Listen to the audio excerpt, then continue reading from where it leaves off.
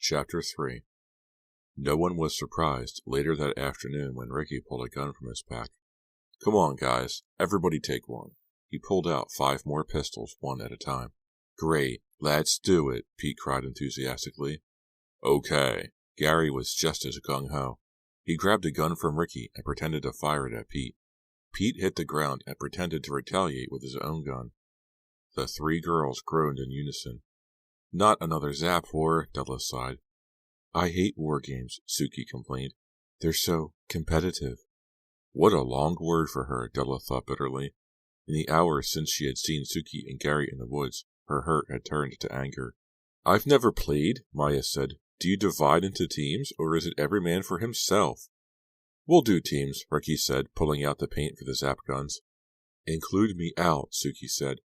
Come on, girls. It'll be fun, Gary pleaded. A bunch of us had a Zap war a few weeks ago in Shadyside Park. We ended up covered in paint. It was hilarious. Sounds like a real laugh riot, Suki said sarcastically. Okay, I'm game, Della said, suddenly changing her mind. If Suki was against it, then she was going to be for it. Let Gary see who was the better sport. Me too, I guess, Maya said, looking at Della for reassurance. Great, Gary cried. Come on, Suki. He put a hand on her shoulder. You're the only holdout. I told you, I don't like war games, Suki insisted, pulling away from Gary. It's not a war. Think of it as just a game. With shooting, Ricky suggested. Suki glared at him and poked his chubby stomach with her finger.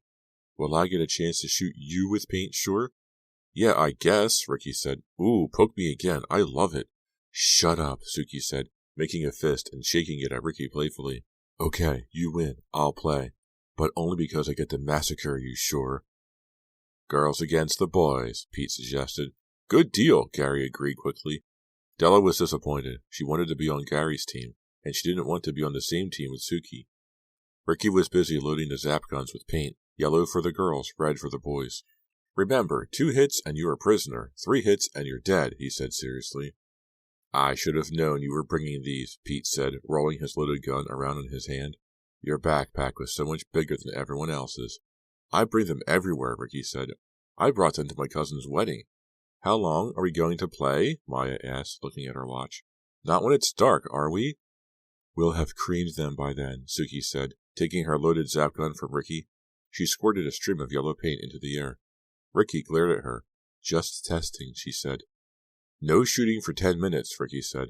That gives us time to scatter and take positions. Zap wars were the only times Ricky was ever serious.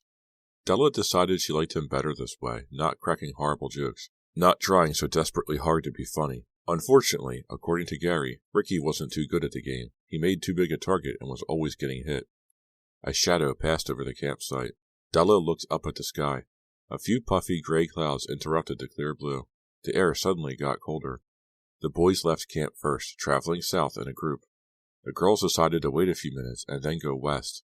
Then they'd split up and circle in on the boys.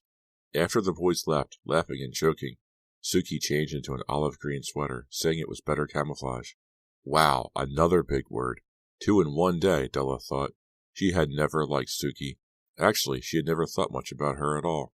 They didn't hang out with the same crowds, but now Della had plenty of reason to think about Suki and plenty of reason to dislike her. Or was she being unfair? She had broken up with Gary after all. Sort of. Come on, let's get going, Maya said. The pistol looked really big and out of place in her little hand. They started walking together into the woods. This is kind of sexy, Suki said. Huh? Sexy? Della didn't get it.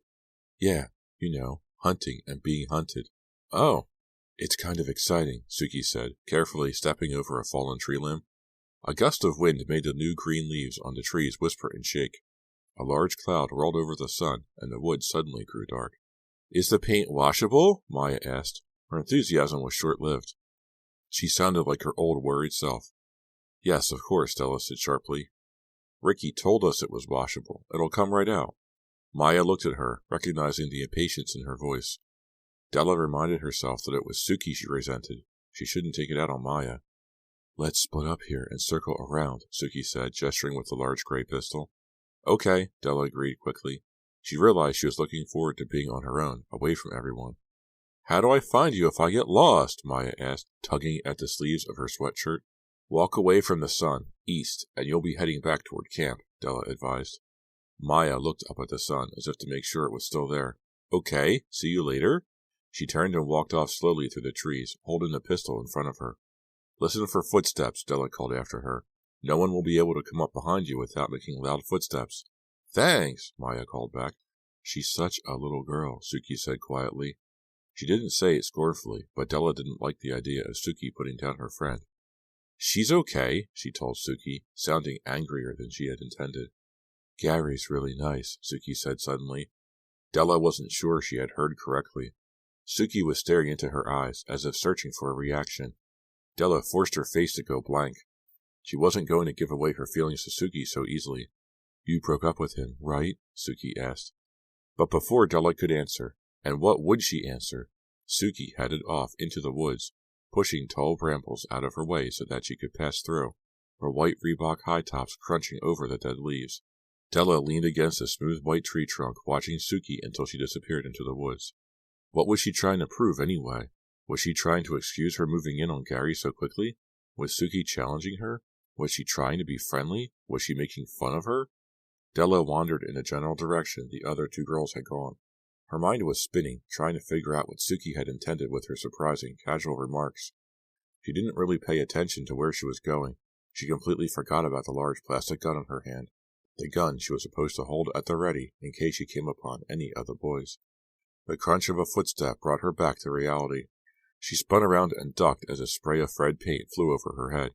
She dropped to her knees, raised her pistol, and fired without aiming. Hey! She heard Ricky shout. Peering through tall weeds, she saw him rubbing at a splotch of yellow paint on his sweatshirt. Missed me! She yelled, laughing. Keeping low, she darted to the left and ducked behind a broad tree trunk.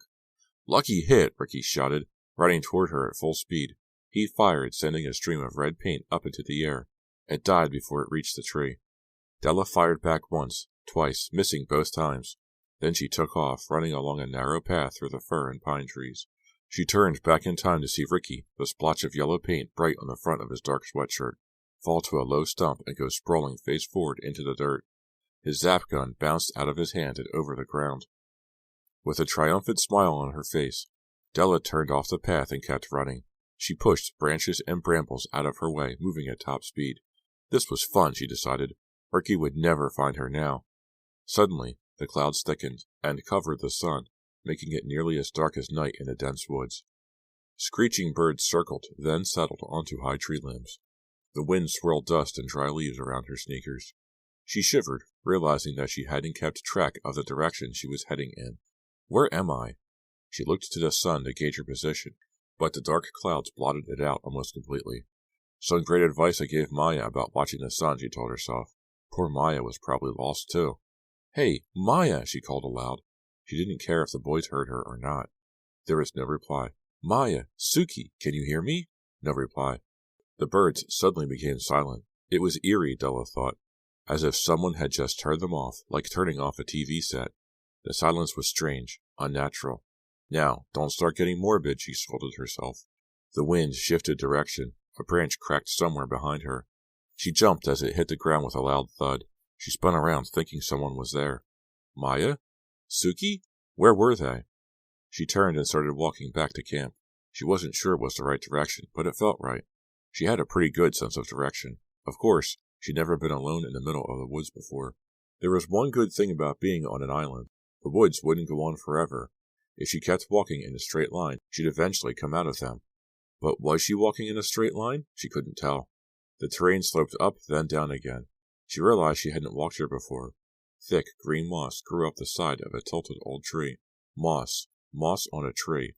It only grows on one side of the tree, she remembered. But which side? She stared at it. The north side? The east side? She couldn't remember. Maya? Suki? Anyone? Where was everyone? A crunching sound behind her. She turned around. No one there. She turned back, walked past the mossy tree. The ground was hilly now, the inclines growing steeper as she walked. Another crunching sound. Then another. Someone was definitely following her. She didn't turn around. It was probably one of the boys planning a sneak attack, but there was no such thing as a sneak attack when every step you took made a sound. What should she do? Count to 10, spin around, and fire. She walked on, stepping through tall ferns bent low in a strong wind. 3, 4, 5. The footsteps behind her were louder. Whoever it was coming closer. 8, 9, 10. She whirled around, dropped to her knees, and pulled the trigger. A stream of bright yellow paint flew through the air, splattering leaves and tree trunks, dripping down onto the dark ground. A squirrel turned and darted away, making loud crunching sounds over the leaves as it ran. A squirrel. It was only a squirrel. She laughed out loud and sent another spray of paint high into the air. She had been followed by a squirrel, and she had shot at it. Good move, Ace. Guess I'll show him not to mess with Della O'Connor. She fired another shot at a tree trunk, missing by nearly a foot. It was really dark now, but she didn't feel bad. The squirrel had cheered her up. She wasn't afraid anymore. It was silly to be afraid. What was there to be afraid of?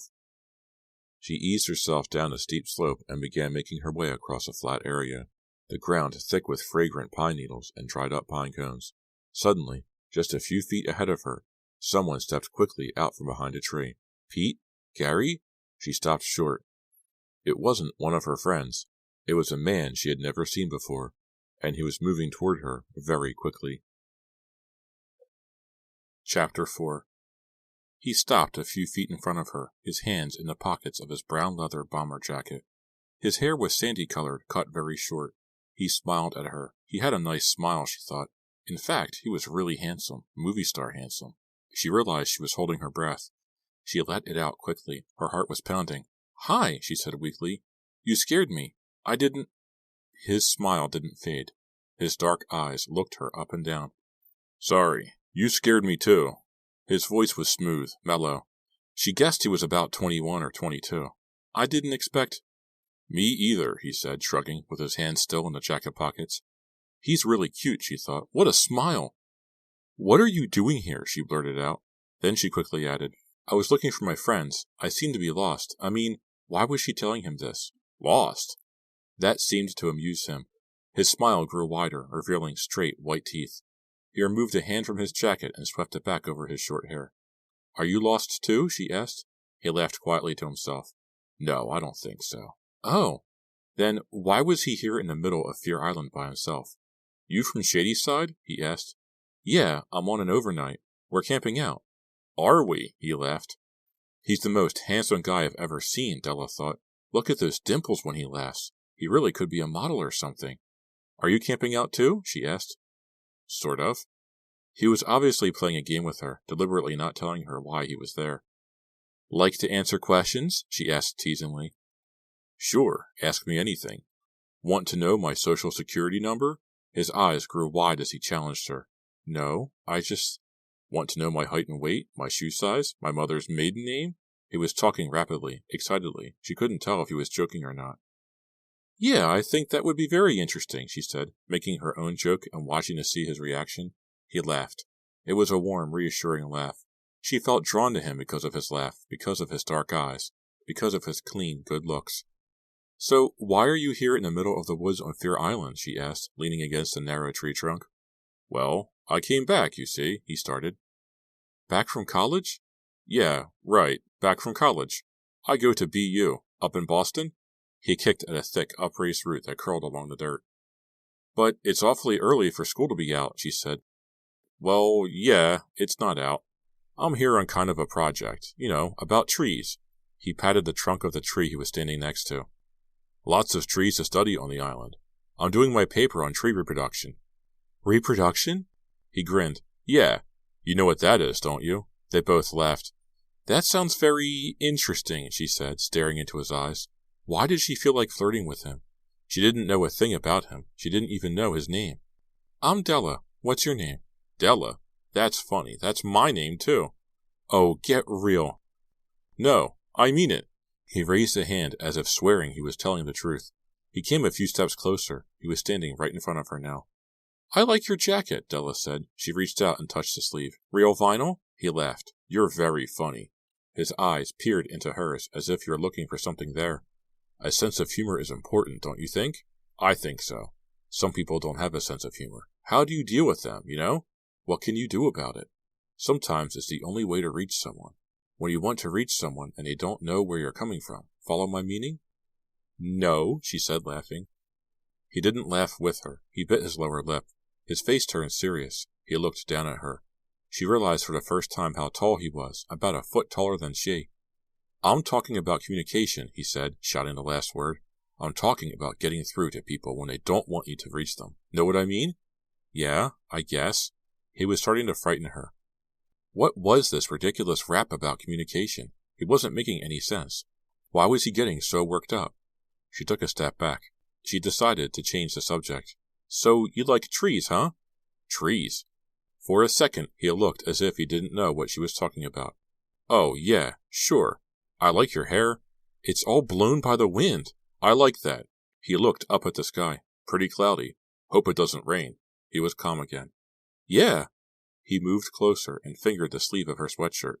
"Nice sweatshirt," he said. "It's real final." She could feel his breath on her neck. She stepped back, but he didn't let go of her sleeve. "I guess I should get back." "Back?" "Back to my friends. They're probably wondering where I am." "Where are you?" he asked. It didn't exactly sound like a joke. There was something unpleasant about the way he said it, something threatening. "My friends. I have to get back to camp." "Send this girl to camp," he said, unsmiling, staring into her eyes. She noticed for the first time that he was sweating. How weird, she thought. It's too cold to be sweating like that. His leather jacket can't be that warm. "Nice to meet you, Della," she said, trying to keep it light, but now eager to get away from him. He didn't say anything. He stood staring at her, expressionless.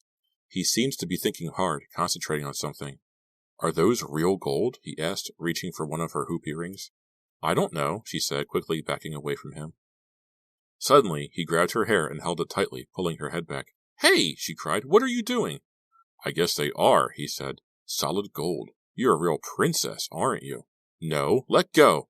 She tried not to let her panic sound in her voice, but she couldn't help it. He tightened his grip on her hair. "Come on, let me go. I'm serious." "Me too," he said in a low voice filled with menace. Still pulling her hair with one hand, he grabbed her arm above the elbow with his other hand and pulled her against him. She could smell the leather of his jacket, the leather smell mixed with sweat. "Hey, stop," she pleaded. "You're hurting me." "Sorry, princess." He tightened his grip.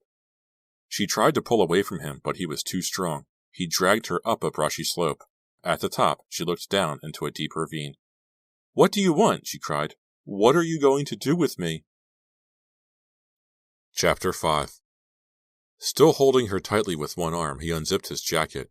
It was one of the loudest sounds Della had ever heard, and the most frightening. "Pete! Gary!" she screamed. He laughed quietly to himself. "No one can hear you," he whispered. He pushed her closer to the edge of the ravine. "No, wait," she begged. "What does waiting get you?" he said. His voice was smooth, calm, terrifyingly calm. "I've been waiting here too long. I've been waiting for a lot of things. Finally, I decided just to take something. Something for me. Know what I mean?" He was talking rapidly again, crazily, his eyes wild, spraying her with spittle as he leaned in close to her face. "Just let go of me," she said, forcing her voice not to tremble. "I won't run away, I promise." "I don't ask a lot, but I want something," he continued, ignoring her request. "That's what I told the old man, but he wouldn't listen. I couldn't communicate, see? That's what we're talking about, communication. I found a way to communicate with him, okay? I found a way, but it didn't do him any good. I mean, you don't learn a lesson if you're dead. Know where I'm coming from?" Yes? Please let go." "You don't know what I'm talking about, do you? Well, you'd better not. Just play dumb, okay? Okay? You like me, I can tell. I think I can communicate with you." "Yes? Yes! No, you're hurting me!" Breathing heavily, his chest heaving, he loosened his grip a little. Backing away, Della saw the silver chain around his neck, 3 silver skulls hanging from it. "Oh!" she gasped. They were so ugly, so realistic, so evil-looking. He stared into her eyes. He seemed to be trying to read her thoughts. "What do you want?" she asked. He didn't reply. He didn't blink. His silence was scarier than his wild talk. She suddenly remembered the Zap gun. She had shoved it into her back jeans pocket. She reached for it now, felt the barrel first, then grabbed the handle. She jerked her arm back, raised the gun, and fired. A spray of yellow paint shot onto his forehead. He sputtered, surprised, then cried out angrily and let go of her to wipe his forehead. She took off, racing, stumbling, flying along the ground. Where was she going? She didn't know. She didn't care. She was getting away. She tripped over an upraised root, but climbed quickly to her feet. She was running blindly now, thick foliage rushing by in a blur. and he was right behind her. He lunged. His arms went around her legs. He tackled her. She hit the ground hard. Her knee throbbed with pain, which shot up through the rest of her body. His arms circled her waist. Before she even realized she had been recaptured, he had pulled her to her feet. Angrily, he gave her a hard shove. He grabbed the zap gun from her hand and shoved the barrel into her back. "Let me go! Let me go!" she wailed. He stared at her, struggling to catch his breath, perspiration dripping down his forehead, down his smooth cheeks. He pushed her ahead of him, back up to the top of the ravine. She struggled to break away, but he held on tightly, bending her arm behind her, poking the sharp nose of the zap gun into her back. At the top of the ravine, he stopped. He grabbed her by the shoulders and shook her hard.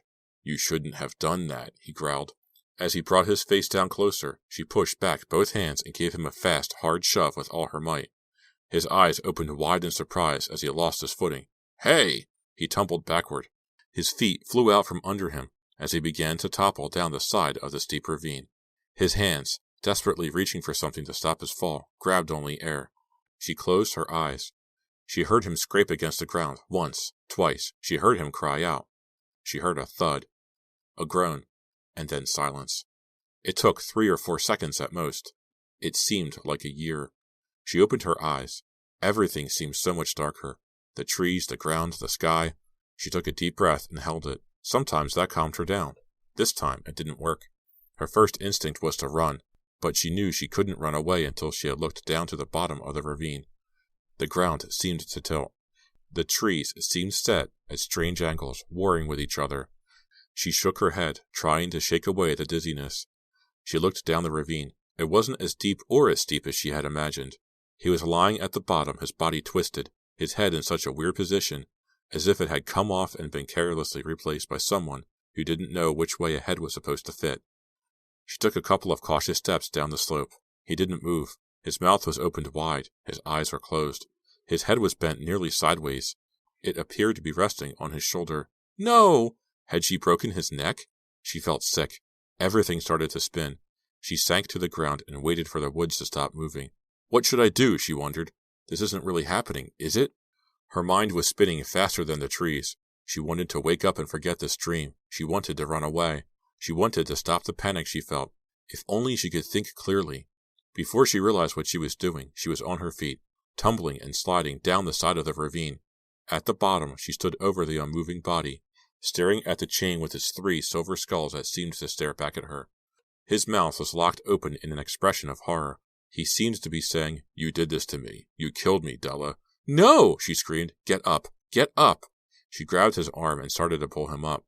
The arm felt limp and lifeless. She dropped it, feeling a wave of revulsion roll up from her stomach. Get up! Get up! It was so dark, so hard to see. If only everything would stop spinning. If only she could breathe normally, think normally. What should she do? What? He's got to be alive, she thought. This can't be happening. It can't. Her hands shaking, she sank to her knees in the dry leaves and reached for his hand. She moved her fingers around his wrist, trying to find a pulse. Where is it? Where is it? Come on. There's got to be a pulse. Yes! She found it. The soft, insistent thudding in his wrist, so fast, so strong. Yes, he had a pulse. He was alive.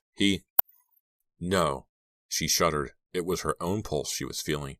Her hands were shaking. She reached for his throat. She had seen this in movies.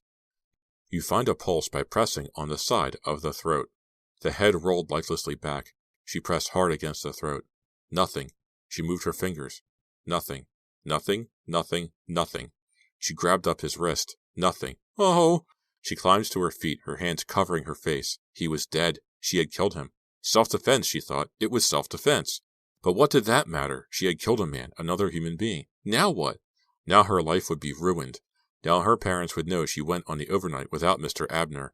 Now all of the parents would know. She thought of Maya, of the promise she had made Maya that nothing would go wrong. And now everything had gone wrong. The whole town would know that she had killed a man. For the rest of her life she'd be haunted by this moment. Her life was ruined. Ruined! No. Why ruin her life for this creep?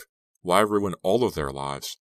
She turned her back to him so she could think better. Her mind was racing crazily, she realized. It was so hard to think clearly, to think in a straight line, but she knew she had decided. She wasn't going to tell anyone about him. There was no reason to tell, and there was every reason not to tell. It was an accident anyway, just an accident. He could have slipped and fallen down the ravine and hit his head and broken his neck or whatever he did to himself, all by himself. Suddenly, she knew what she would do. It was easy, actually, and it was smart. She was being smart. And she wasn't just protecting herself, she was protecting her friends. They didn't deserve to have their lives ruined forever because of this accident. She bent over and filled her arms with dry leaves. Dead leaves from the winter just passed. Then she drops the leaves over his legs. Another armful of leaves. She drops them over his boots. Another armful. It won't take long to cover him with leaves, she thought. Then I'll go back to camp and pretend this never happened. She scooped up another armful of leaves. As she started to drop them onto his chest, she looked up to the top of the ravine. Ricky and Maya were staring down at her.